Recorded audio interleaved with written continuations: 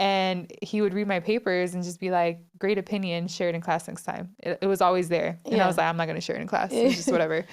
And then I remember getting a C, and I was like, damn, I feel like I've been doing well. Like, why did I get a C in the class? And so I just hit him up. I was like, it doesn't match. Like, you've been giving me like A's and B's, and then now I have a C in class. And he's like, I want you to share your opinion in class. And I was like, that's why you gave me a C? Wow. And I was like, no way, ain't no way. And he's like, no, you have things to share. And he's the one that taught me. He's like, the biggest power we have as humans is our opinion, is our voice. Use it.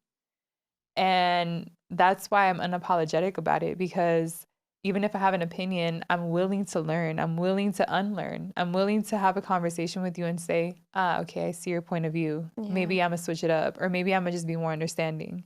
But what I've learned is that we're all so much more connected than we think. Mm-hmm. No matter what race, color, gender you're from, what country you're from, what country of origin you're from, we're so much more connected. And when one of us is free, I think we're all free. Oh my gracious.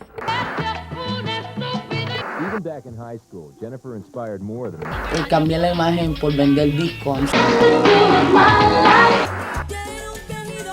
Come on, shake your body, baby, do that conga.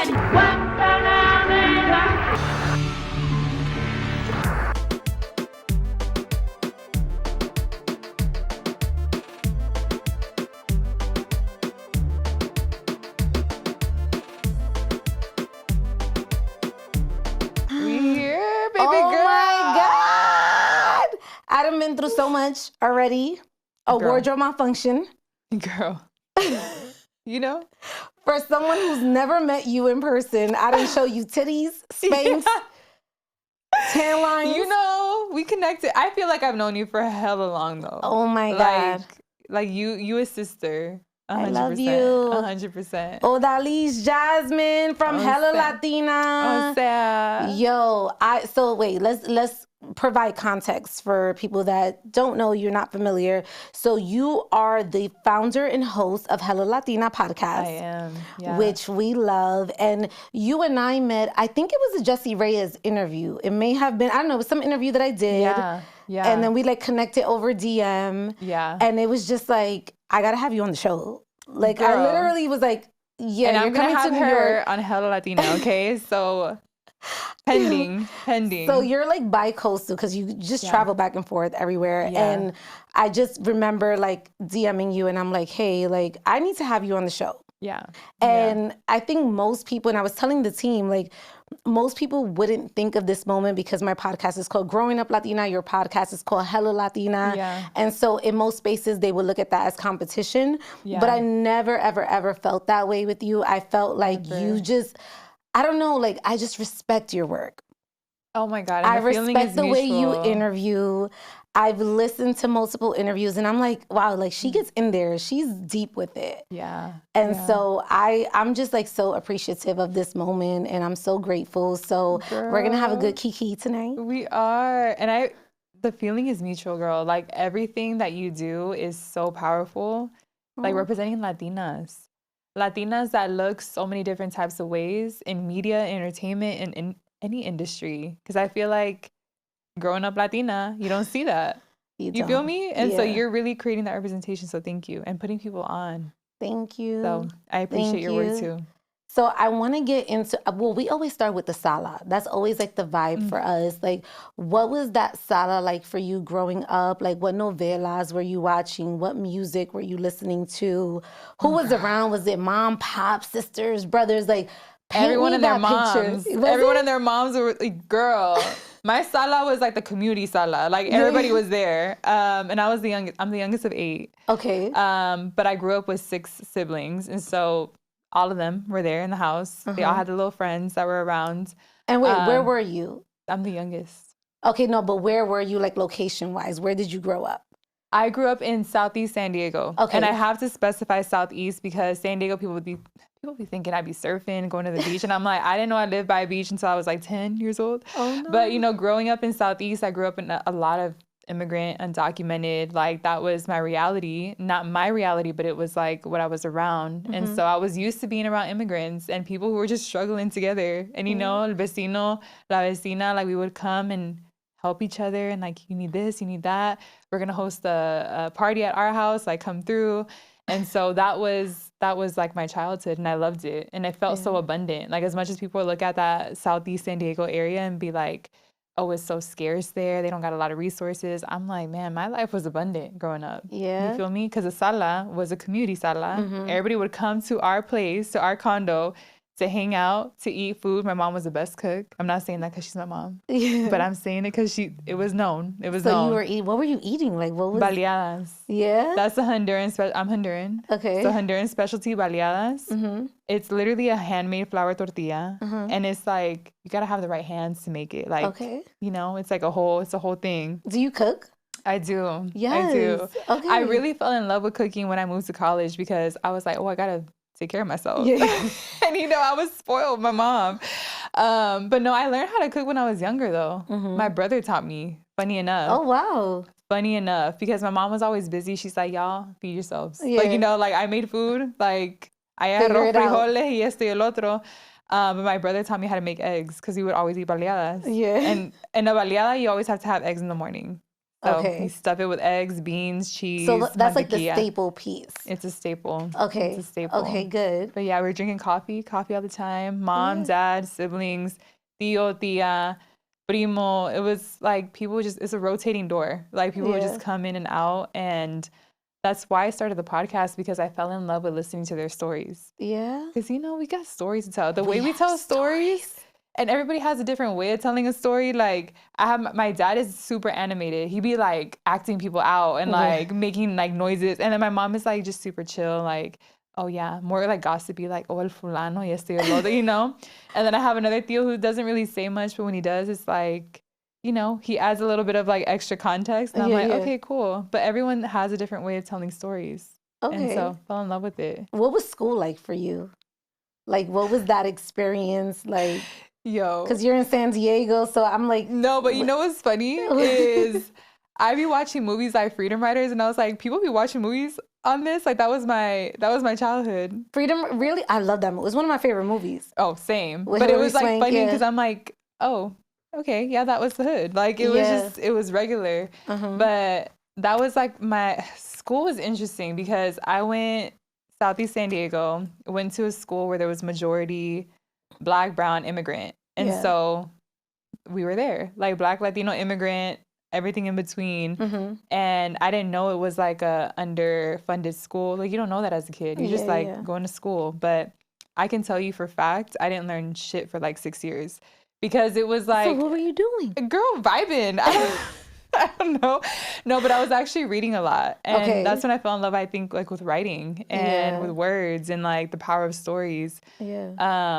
But no, I really feel like that school taught me a lot of street smarts, like people skills, learning how to get out of trouble and like avoid trouble. So it gave me a lot of life lessons that like I carry today. But in terms of like academia, like I didn't really learn much. No, because the teachers they couldn't get a hold of the classrooms. The classrooms were like, the students were really chaotic, and I didn't participate in this, but like kids would be like throwing stuff at the teachers. They'd be like running out of rooms. Like it was really chaotic. Like my school was really, really chaotic. And I found like little safe havens, you know? I felt that in college, not so much in high school. High school was my favorite because I went to performing arts high school. But college, I felt, because I went to night school. So everyone was older than me. And I'm like, I can't really, I don't know. I can't, like, what is this? Like, what's happening? She said, what is this? Yeah, I'm like, what's going on? But when did you fall in love with like the art of journalism? Because I do feel like for me, it's not fair to say that you just interview, because that's not what you do. I think like your research process, and I know because I'm an interviewer and I'm someone that does research, like I feel like, I don't know, like I can tell you get deep with this entire journalistic career. So when, like, how did that come about? Did anyone in your family, does anyone do this, or is it just you? No, you know, thank you for that. Because as a host, I know that you see me in a different way, and I really appreciate those words. I always go deep first, you know, because I think for me, the biggest part of the podcast is how do we hold space for conversations that are super taboo. Like, you know, Latinos don't really grow up talking about their feelings and talk about like, ¿cómo estás? Like, you know, like that's not really something that's allowed culturally for whatever reason, whether it's like they don't got time, energy, or just culturally it's not taught. But for me, I knew it was important to hold space for all of our feelings, all of our big emotions. We have big energy, but we also have big emotions in other places that we need to talk about. And if you don't have a safe space to talk about it, you go into different things that are not serving you. Yeah. And so for me, it's really important to talk about the deep shit first. Cause I'm like, let's go in there. How do you identify and why? Like, that's the first question. I'm like, that's always your question. Tell me. Yeah. But when did I fall in love with it?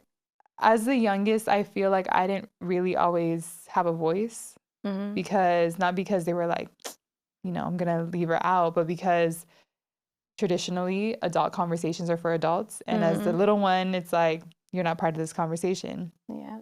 I was always used to that. Like, you're not part of this conversation. We're not asking you how you feel. Like, she's so like, and they would say like, es bien tranquila. She's just kind of like on the side doing her thing. I was like, yeah, because no one asked me to participate, you know? Yeah. And so for me, it was really important to talk about it. But I didn't know that as a kid. It was just like, oh, I'm going to be in my own world.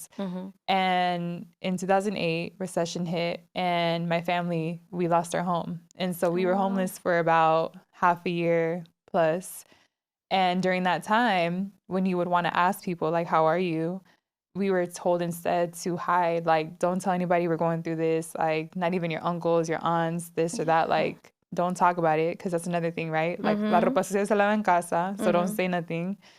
And I hate that for us, by the way. You know, I don't understand that. And that's part of the podcast, is breaking that cycle. Like, let's talk about it. Let's talk about all the things that they said we can't talk about. But for me, that was the moment I fell in love with just journalism, is what we call it now. But like at the time, it's just uncovering layers, reflecting, and like asking questions. Because I started to write.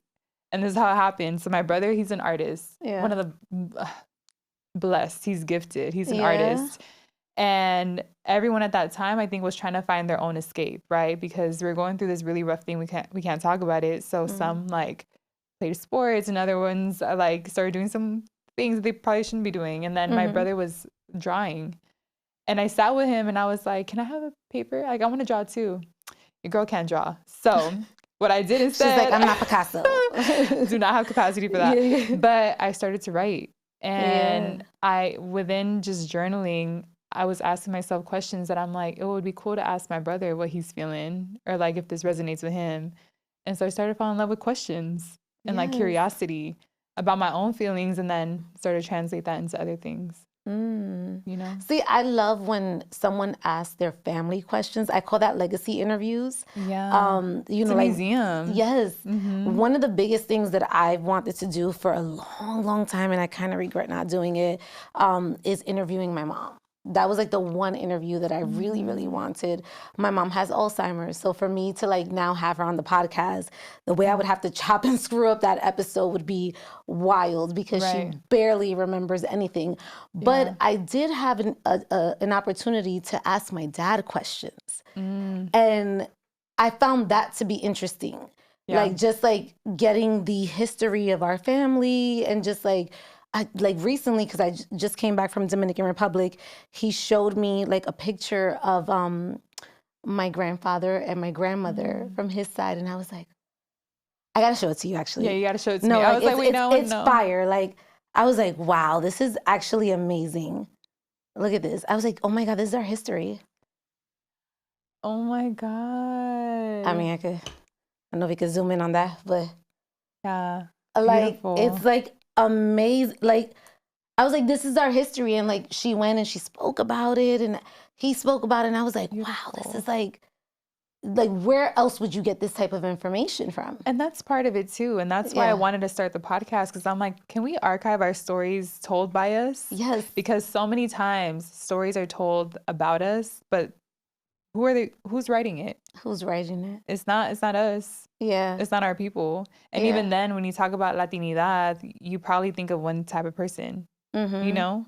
And me being Honduran, like super Honduran, like I speak a different type of Spanish than like Dominican, Puerto Rican. You know, I have a different cuisine, but we all have that same like essence of being Latino, but we don't all look the same. And I'm tall. People be thinking Latinas are short. I'm like 5'9" Latino over here. But you know what? Like we all just come in different shapes, sizes, accents, colors, flavors, and we need to talk about it. That's one of the things like I love about you. You're like hella Latina for real. Like you have like the earrings, the nails, the lip liner. Like you are just hella Latina. Like you like embrace all parts of being Latina. What has been like the most challenging part of this entire journey for you? Like especially like I know you work at TikTok. Like are they like what is that representation like for you? Well, honestly, like hella Latina came from feeling like I had to assimilate to be successful. And this is me saying, miss me with assimilation. I'm going to be hella Latina, hella me in every space, in all spaces. And y'all are going to, if you're uncomfortable, that's on you. Period. Like, reflect. Yeah. You know? reflect on that. Yeah. But for me, it's the challenging part is knowing I'm going to go into spaces and automatically take up space just because of how I am, how I dress, how I act. Yeah. I no longer try to change my accent or change like the way that I speak, the way that I act, throwing in Spanglish there. I can't tell you how many times coworkers would be like, "Sazon?" Like, you know, they be throwing it at me. I'm like, yeah, you got it. But for me, it's like, why would I want to make it, quote unquote, by being somebody that I'm not? Yeah. You know, because they say fake it till you make it. And like, I guess to a certain extent, that's true. But for me, I don't want to be anybody else when I make it. Yes. And I'm making it every day. And I'm like, I'd rather just be me so that my niece, my nephew that are growing up in the same places that I'm growing up in can look at me and say, I could do whatever I want to. I can travel the world like Tia. Or I can do this. I can create my own business. I can create my own podcast. I can work a corporate job like TikTok. Like I could do whatever I want. Yes. And still be me. I love this. Yeah. I literally love you. I love you too, girl. I mean, I do have questions, and I guess I can ask these questions. I don't know. You know, she said, I guess. I try not to really go off of this, but okay. Okay. You created Hello Latina as a love letter to our culture. What was the exact moment you realized our stories weren't being told the way they should be? What a question. I know. No, throw that away. I'm kidding. That's a reflector. Yeah. You know, I think it's just something that you innately know growing up. Like going back to what we said in the beginning, like growing up Latina, you don't really see representation. And I mean, I grew up watching like Colombian and Mexican novelas because that's what was on. And to a certain extent, I would say like I have that traditional Latina look where I was like dark hair, like light skin, what you would think a Latina to look like. Yet we come in all shapes, sizes, colors, and again, sazones. But growing up in San Diego, people did not know what Honduran was because in California, it's mostly like Mexican, now Salvadorian, you know, but at the time growing up, it was like, you're what? I'm like, Honduran. What do you speak? Spanish, you know, they're like, oh, is it hungry? They would say like, oh no, girl, they would say everything else but Honduras. And for me, it was always over explaining where I'm from. We eat baleadas. You don't really eat spicy. My family's from the Caribbean side, so this is what like we do, you know? Yeah. I'm tall. Yes, my family is tall. Like it's just a lot of explaining that I feel like people don't know about our stories. They don't know what real Latinidad really looks like. And so, and you can't find it on TV either because they stereotype the hell out of Latinos. And no, we don't all wear sombreros and like look a certain type. You know what I mean? Like it's such a one-dimensional character of like what a Latino or Latina is. And so I just wanted to talk about the real Latino story. And for me, it was like not just Latino, like Honduran versus Dominican, but I'm like, let's talk about the Latino experience in the U.S. Because it's different. I don't have the same experience as my mom growing up in Honduras. Like I have a very different experience being Latina here, you know? And so I just feel like our stories, not that they weren't being told right, they weren't being told at all. Yeah. And so I'm like, let's talk about it. It's so funny because when I started growing up Latina, that's like one of the things that I mentioned was similar to like what you just said. Like everyone could kind of experience this, but unless it's being told, you really wouldn't understand it. But the baseline you understand. For an example, Sex and the City. Yeah. You know, that was a story about 4 friends. And even though it was from the New York perspective, everyone can relate to the fact that they had some good girlfriends, right? And like they all hung out and they did whatever they did. They spoke about similar topics. So like for me, it's like our stories are similar, but not.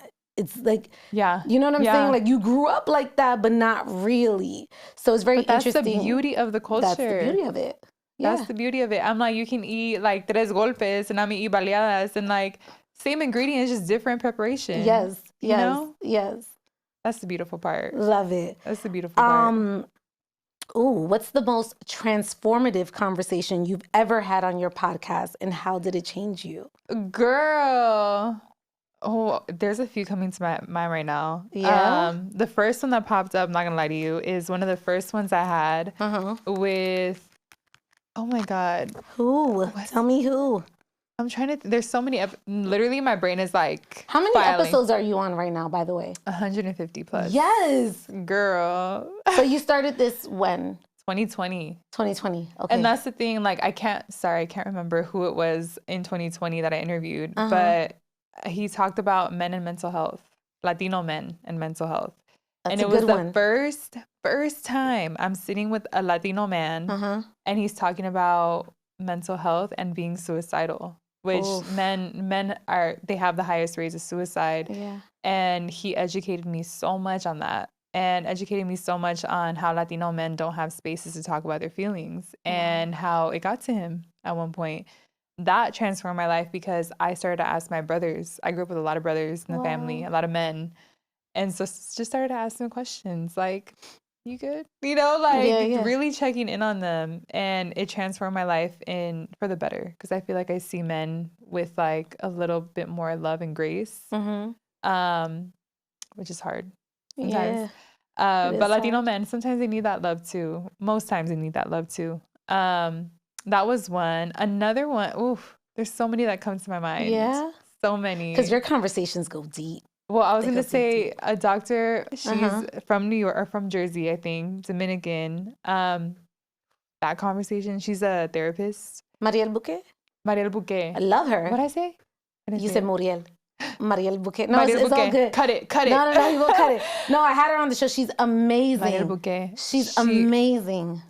Like, literally, the generational, she said something about, like, generational trauma being intergenerational. Yes. That part of the conversation was, like, everything. She's amazing.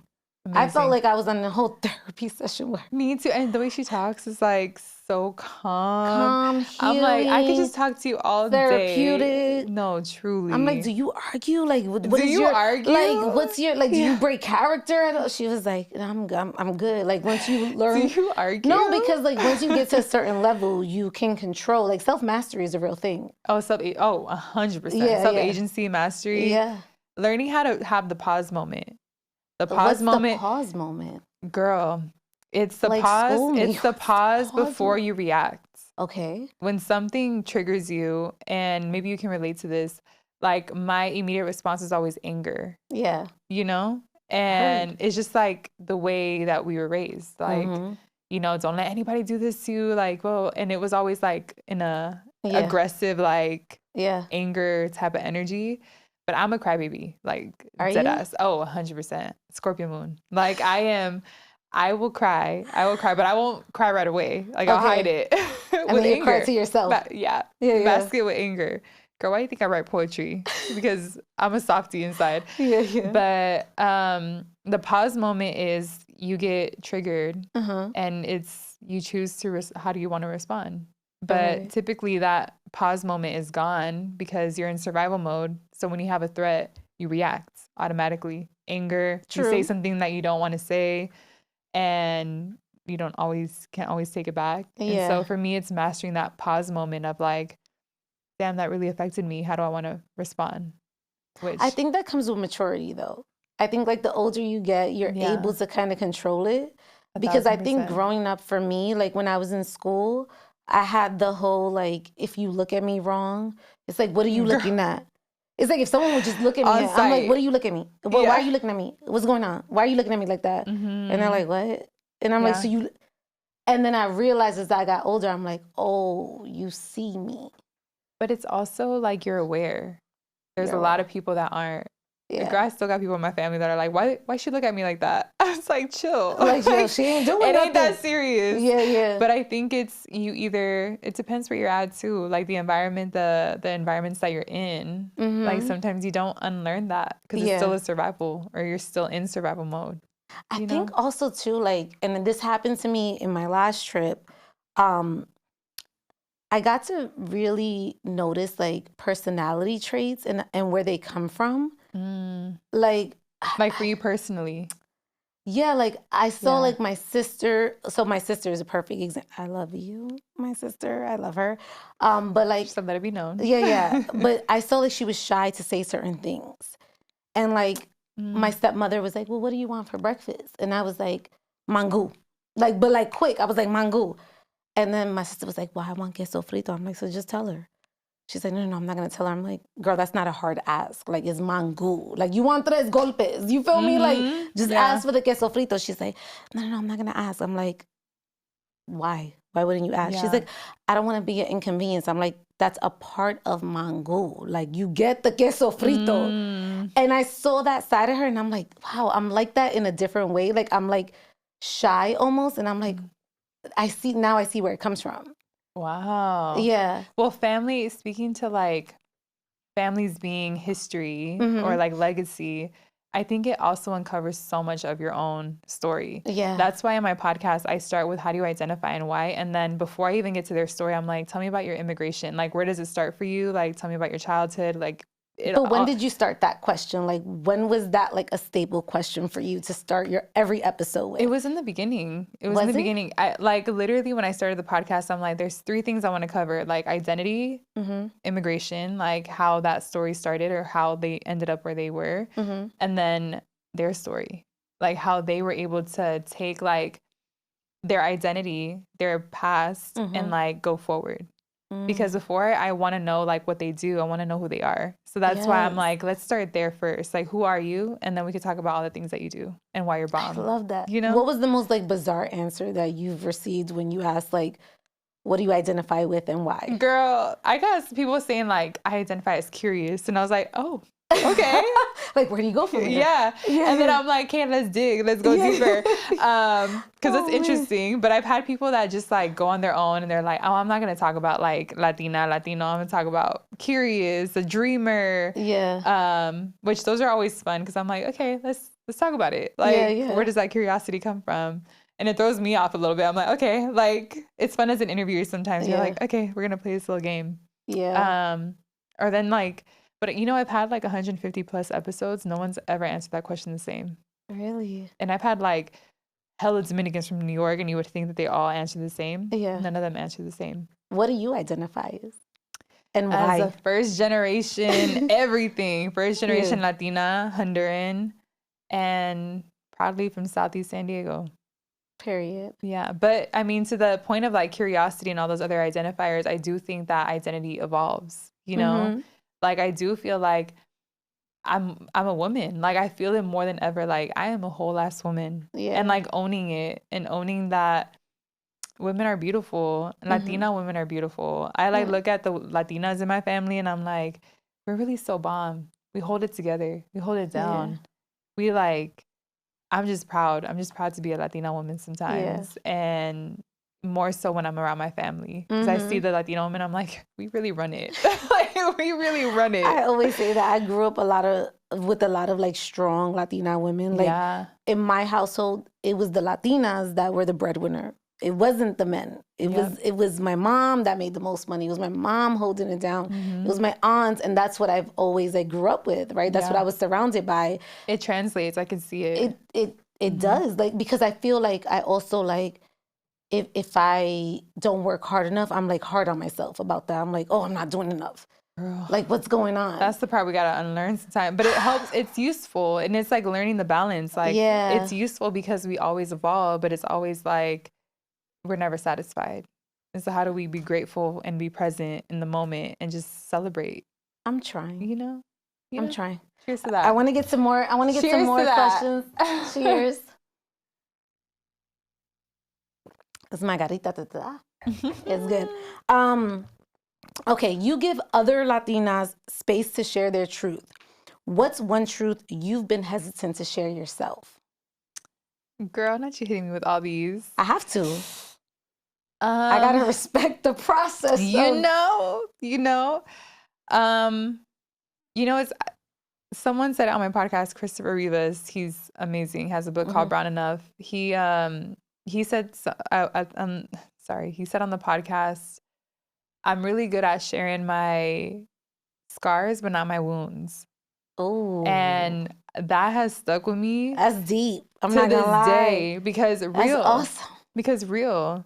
Wow. I am so good at sharing my scars, how I got the scar, how I healed it, but I'm so bad at sharing my wounds when it's fresh, when it's open, when I need people the most. Yeah. And so that's an interesting question. It's really reflective because for me, the truth that I think is the hardest to admit is I can have my shit together in a lot of different aspects of my life.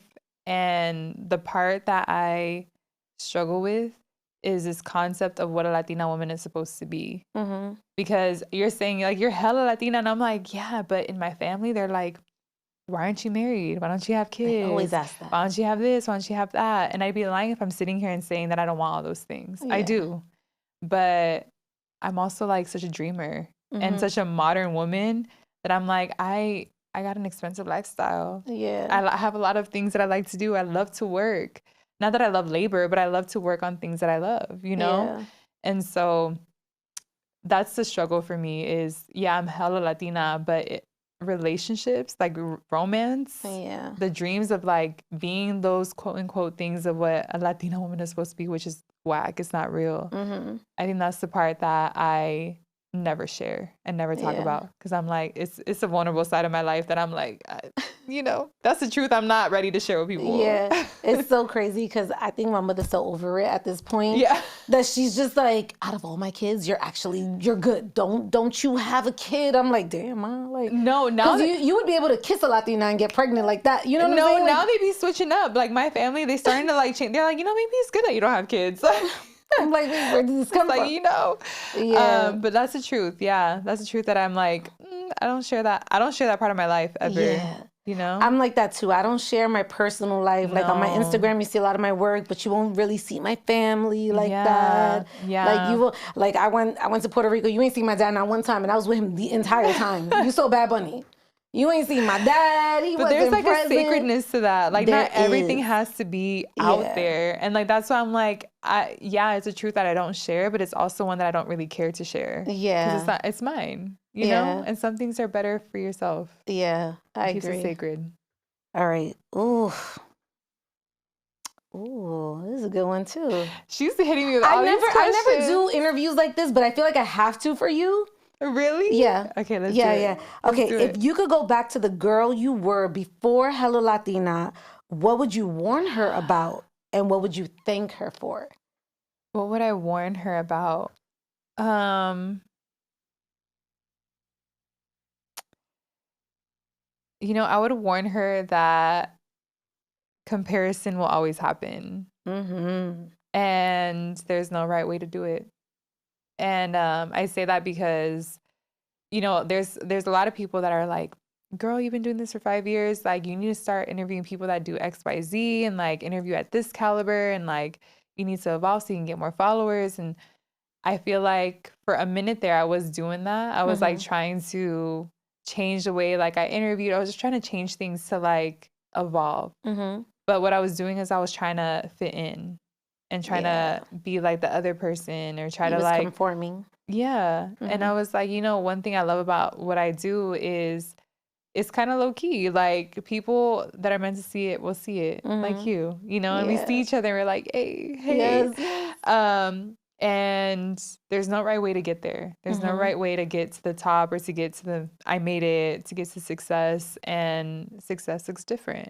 For a lot of people. And for me, it's the fact that I get to have a space to share these stories and give people the mic back. Because the Yes. mic was never given to us. So how do I give the mic back to the people? You You're know? so good. You're so good. And what would you thank her for? I would thank her for trying.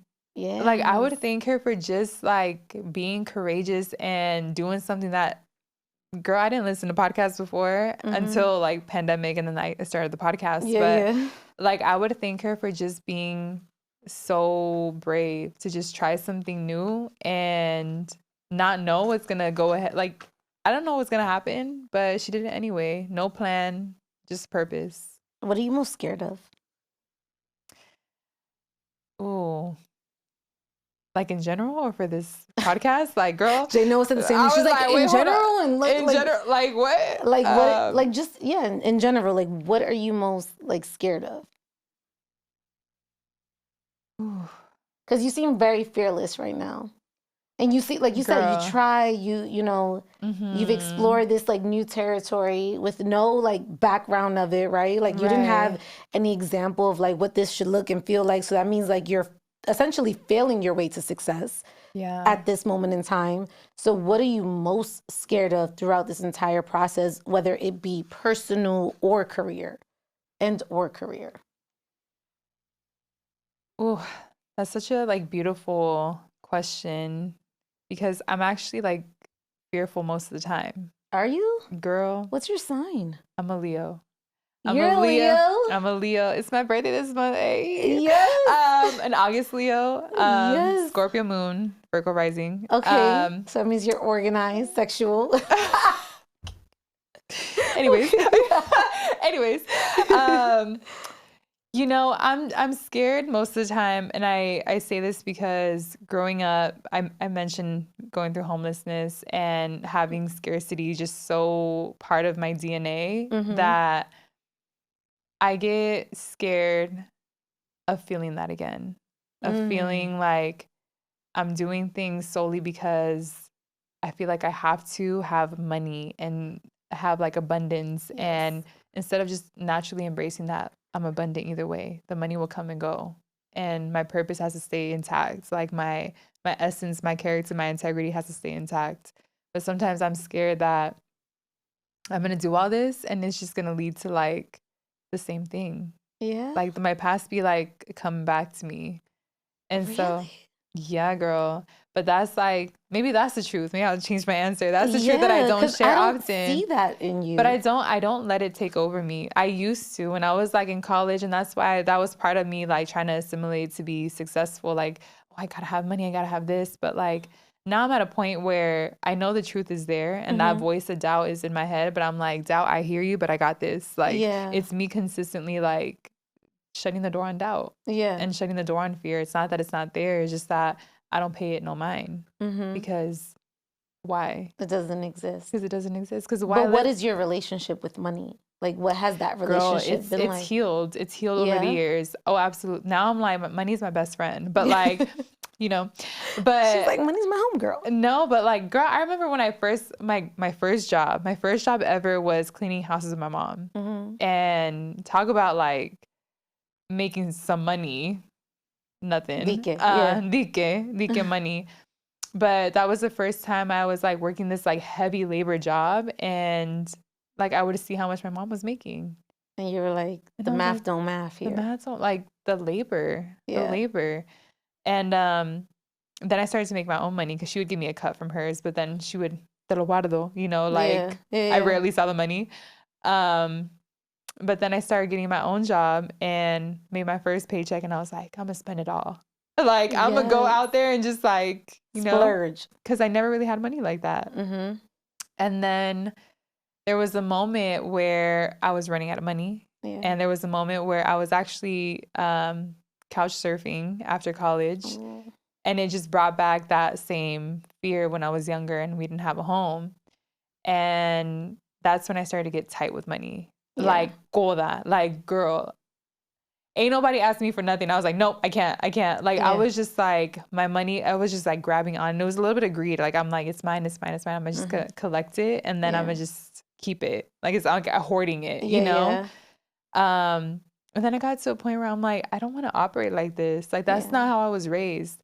I was raised with, si tú tenías un pan en la casa, you have food for another person. Yeah. Like yeah. you give with whatever you have. And I'm like, I never want greed to take that away from me. Yeah. So I've healed that relationship with money over the last like 5-6 years. And now I'm like, listen, I'm going to tell you if I have something to give you. If not, I can give you some food. I can give you this. Like I will always find something to give, even if it's not monetary, but I also give to myself. You know? I love that. You know? I'm like, because you have to give to yourself first. Girl, I'm like, I'm going to spend this money on that food. I'm going to spend this money on that purse. Like, you know, this is where capitalism propaganda wins. No, I'm like, no, I'm gonna get the bag. You know, like my older sister, she's always like I guess selfless. So she's always like giving.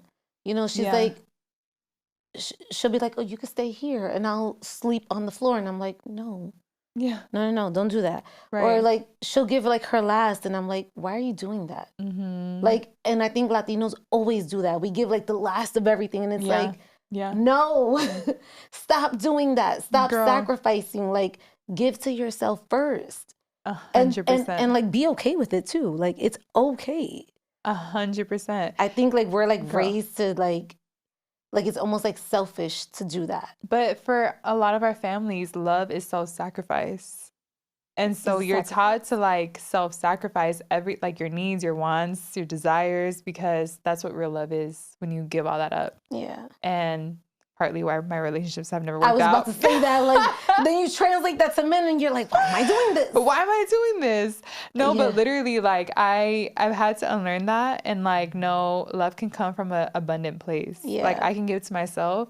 Because, girl, let me tell you, growing up in a Latino household, you know, talk about the women don't eat until everyone else eats. That's what I'm saying. When I tell you, ain't nobody want to be around me when I'm hungry. I'm like, I'm going to eat. I'm going to eat because then I'm going to be in a better mood serving you. Yes. So that's what's going to happen. You're so funny. You know, it's real. Like, how do you fill your own cup so that you can pour from a place that's overflowing? You know? Yeah. Yeah. I want to get into like the political aspect of like your brain. Yeah, I know. Let's talk about it. Yeah. Because you've been very vocal. That's one thing about you. You are vocal. She got things to say. You got things to, like, I look at your page and I'm like, damn, I don't know if I will ever say that. I'm always kind of scared to talk about politics, to be honest, because I also feel like I'm not fully educated in that. So I don't want to speak on something that I'm not educated about. So anytime, I think I've interviewed Janet Peguera, who was the Bronx City Councilwoman, and that moment was like a very teachable moment. Like, you know what, just teach me. Right. Like, and that was like kind of like the point of view that I had from the interview. Like, just teach me, just teach my audience. But I didn't really have an opinion. You have opinions. I do. And you're not afraid. I do. How do you protect your own mental health while holding space for so many voices? Beautiful question. Vocal.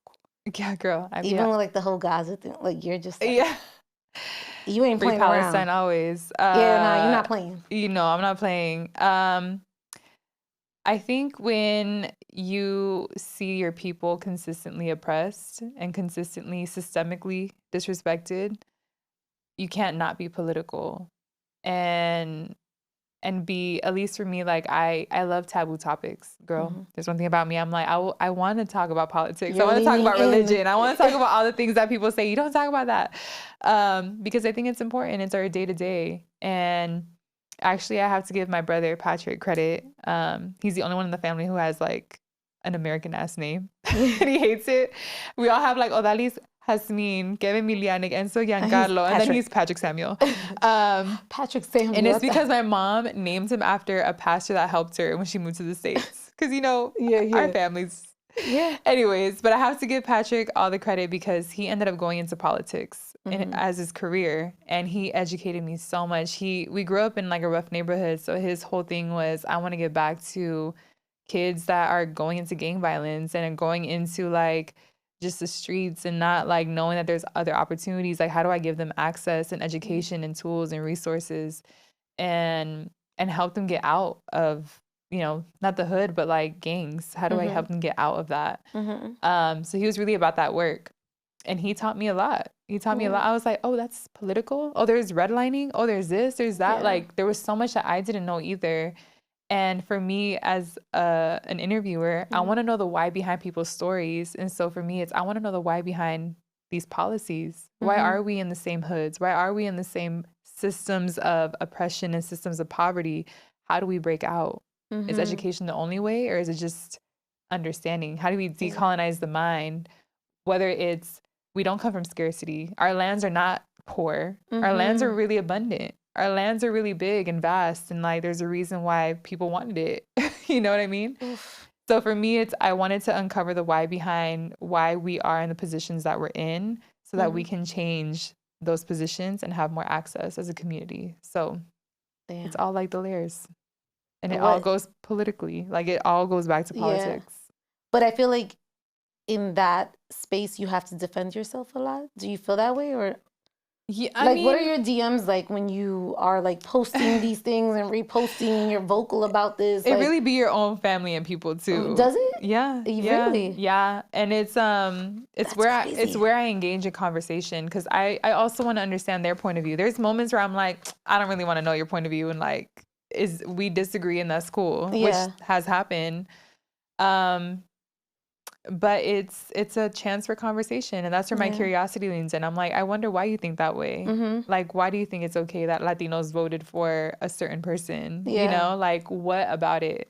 Tell me. And that's where it gets interesting, because I go back to, okay, this is what their thought process is. Where does that stem from? And then I go back to history, because I'm a lover of history, especially Latin American history. And going back to where we come from, our lands, what ideologies were passed on, what beliefs were passed on, and how do we unlearn them?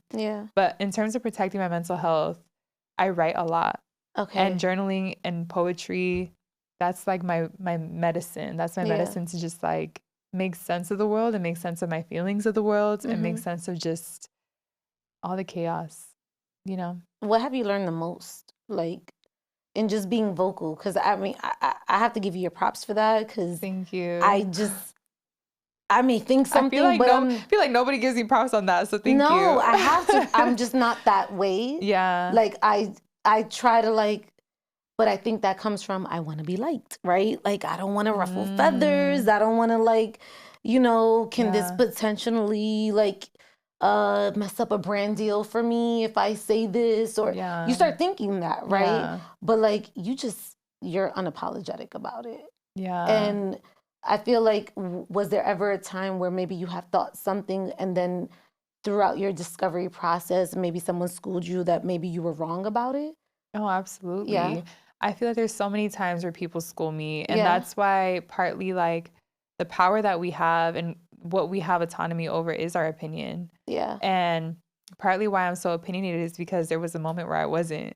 And in college, I remember my first class was creative writing, and I love writing. So I was like, oh, I'm juiced for this class. But I wasn't always comfortable speaking. Like I needed to process my emotions before I shared it. And in class, it's funny, like he would always ask questions, the professor, and everyone would always raise their hand, like the first to raise their hand. And I was always quiet, and I was always writing my opinion.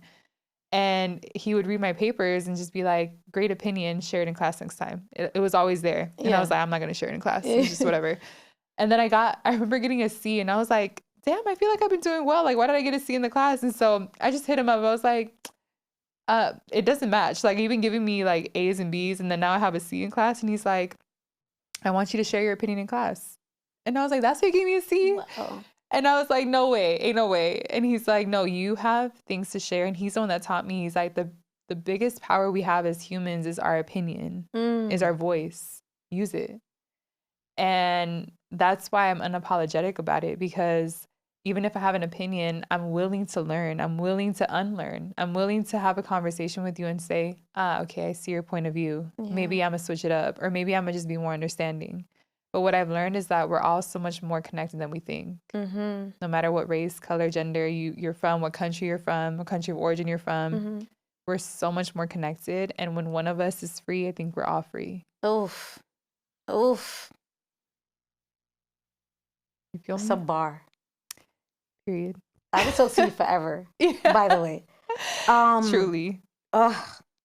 When was the last time you felt underestimated because you're a Latina, and how did that turn into fuel for you? Ooh.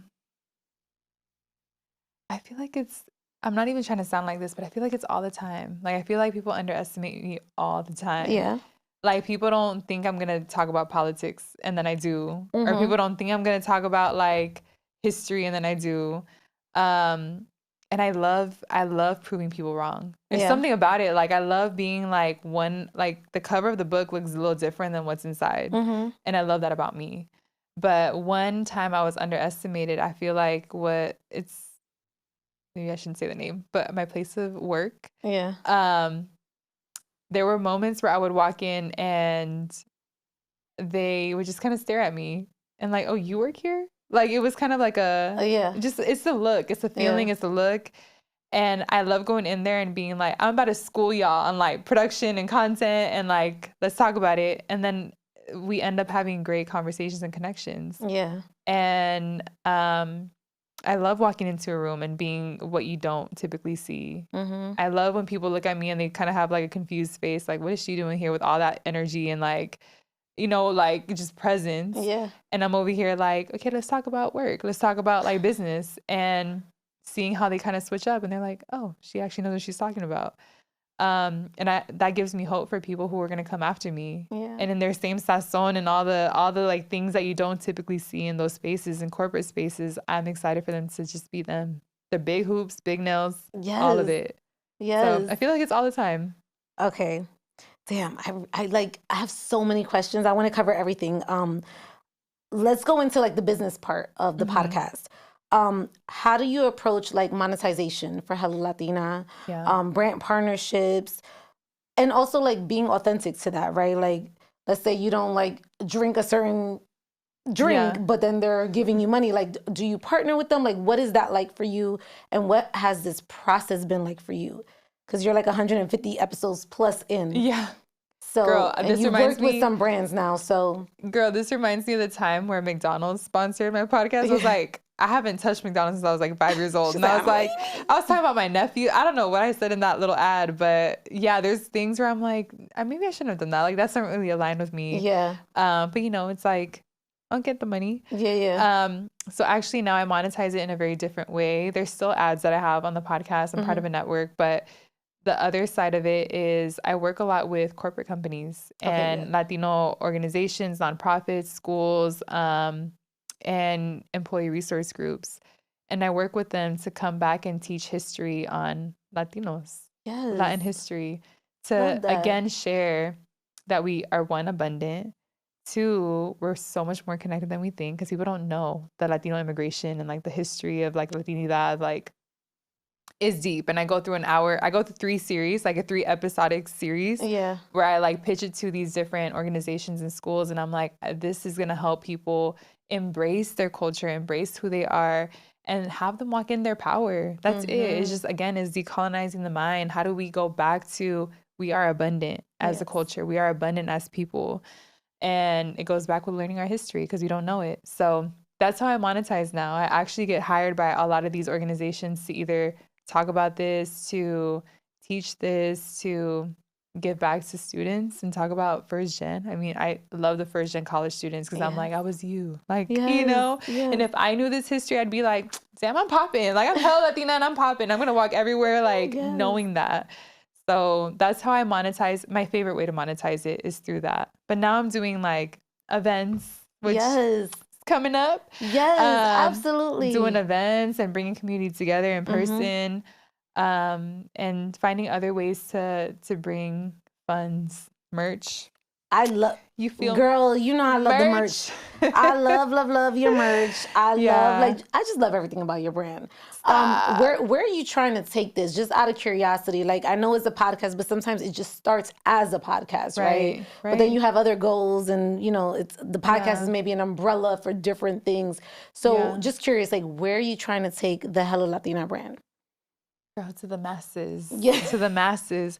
I want people to know. Masses. I want people to know about it. I want the right people to know about it. And I want people to put it on and put it on to their people, right? Like, put Hello Latina on, okay? And I want it to be at a place where people can go there and use it as a guidebook to their own struggles with, like, being a woman, I just had a menstrual coach on the podcast, which Love that that. episode is so bomb because as Latinas, another taboo topic is women's health. Like we don't talk about our Literally. bodies. We don't talk about reproductive systems. Like we don't talk about all this fertility. And men be like running away. They're like, oh, that's too much. But I want to take it to our people, to the first gen, to the immigrants, to the people that haven't had space. Yeah. You know, Latinas can have sickle cell. Like, this is not just like African American. This is not whatever you think this is. Like, this can be a Latina with sickle cell. And I always encouraged her to tell her story because I'm like, yes, that's so right. Like, you should share your story with people. I don't know, she'll kill me for saying this, but she is very vocal about it on social media.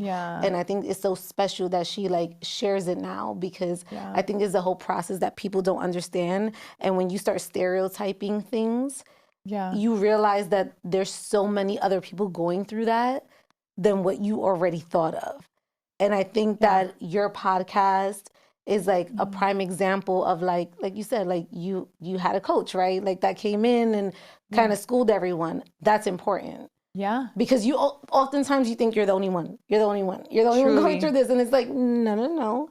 Yeah. So many people are going through this. So we're think never, it's so special. ever alone in our human experience. Yeah. And that's what I mean. Like we're so much more connected. Like we're never alone in our human experience, ever. Are you choosing your own guests? Like, what is that process like for you? Yeah, girl. Do you? It's like, it's a mix of me choosing my guests and sliding into DMs. I could do that for guests. Can't do that for life. Love it. I love you know what I sliding mean? into DMs, yeah. I'm like, listen, I got my things together when it comes to my career, my podcast. When it comes to my dating life, I'm like, that's the whole. You ain't sliding to nobody's DMs. No, girl, what I look like. But no, it's a mix of me wanting people on the podcast and inviting them. And a mix of people like referring other people, like, oh, you should have this person. Yes. Oh, that's cool. Yeah, introduce me.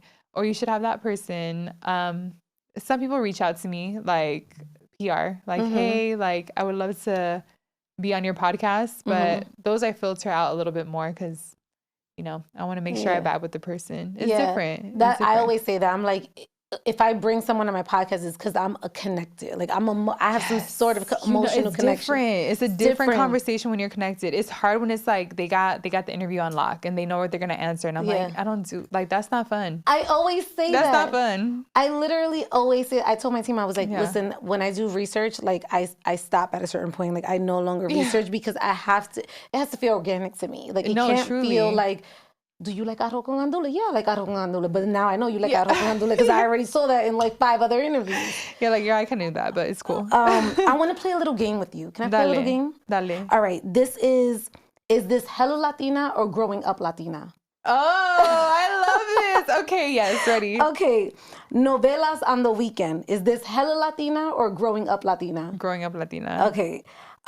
Your mom making you translate bills and official letters. Hello Latina or Growing Up Latina? Can it be both? Can it be both? Can it be both? I'm still translating. Learning to dance before you could even walk. Is this Hello Latina or Growing Up Latina? Oh, this is cute. That's Growing Up Latina because you're little. You're little. Family bochinche sessions happening in the kitchen while food's cooking. Hello Latina or Growing Up Latina? Hella Latina. Hella Latina. Hella Latina. Like that still goes down in the kitchen. To this day, it's probably happening right now as we speak. Literally. Going to a party and leaving with a full plate of leftovers. Hello Latina or Growing Up Latina? Hella Latina. Hella Latina. I still be, girl. I need to tell you, my sister-in-law was having a party and I almost didn't go because I was hella tired. And they were like, pero va a haber pollo chuco, which is like a Honduran dish. It's like pollo con tajadas de plátano. And I was like, okay, you got me. And I went just for the pollo chuco. Helping your parents fill out job or school applications. Hello Latina or Growing Up Latina? Ooh, Growing Up Latina. Yep. Yeah, I would have to agree. Dancing in the living room like it's the club. Hello Latina or Growing Up Latina? Growing Up Latina. Yeah. Or maybe maybe it's a both. Maybe it's a both thing. No, it's Growing Up Latina. Family arriving 2 hours late to a 3 p.m. event. Hello Latina or Growing Up Latina? You know, that's my toxic trait. And I'm thinking about it now because I have plans after this. I was like, damn, like I'm always late. I'm literally always late. It's bad. I almost lost a friendship because of it. Yo, my friend bought me a book because of it. She was like, that is the biggest form of disrespect. I'm like, I'm going to be late to my own funeral, just so you know. Literally. Like, I'm like, it's not you, it's me. Like, it's just how I run my life, you know? Facts. Okay, now I want to get into rapid fire. These I'm sure you've seen on the show, but like I have to ask. Yeah. Tell me you're Latina without telling me you're Latina.